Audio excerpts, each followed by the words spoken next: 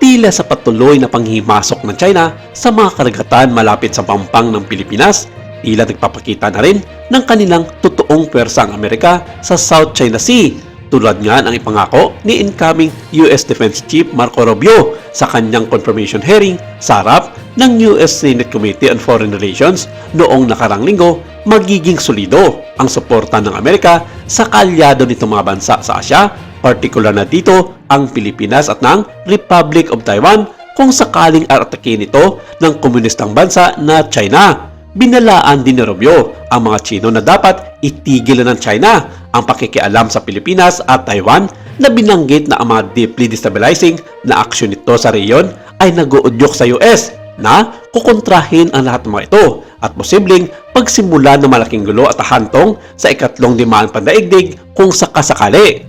At kahapon lamang nang tinapos ng Estados Unidos at ng Pilipinas ang kanilang unang maritime cooperative activity ng taong ito sa West Philippine Sea na kinabibilangan ng pag-deploy ng isang US Carrier Strikes Group. Ang mga pagsasanay na isinagawa ng mga asset ng Philippine Navy at ng United States Indo-Pacific Command ay nagsimula pa noong January 17 at nagtapos noong 18. Kabilang sa mga asset ng US Carrier Strikes Group ang aircraft carrier na USS Carl Benson, carrier USS Princeton, USS Terret, isang MH-60 Seahawk helicopter, isang B-22 Osprey helicopter at dalawang F-18 Hornet aircraft. At ayon sa naging statement ng US State Department, walang tiyak na oras kung kailan nito lilisanin ang karagatan sa West Philippine Sea at malaki ang posibilidad na mananatili ito roon dahil sa namumuong tensyon sa pagitan ng Pilipinas at ng komunistang bansa na China.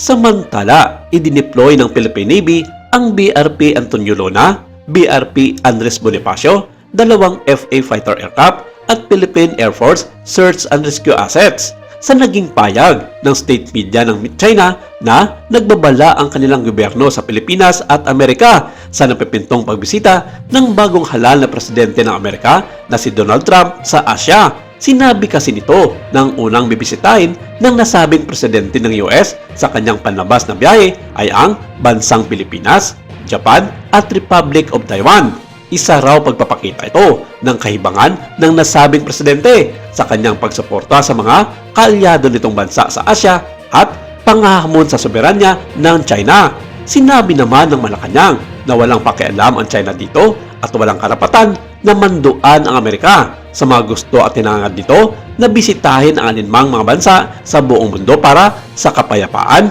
at aspetong pagninegosyo.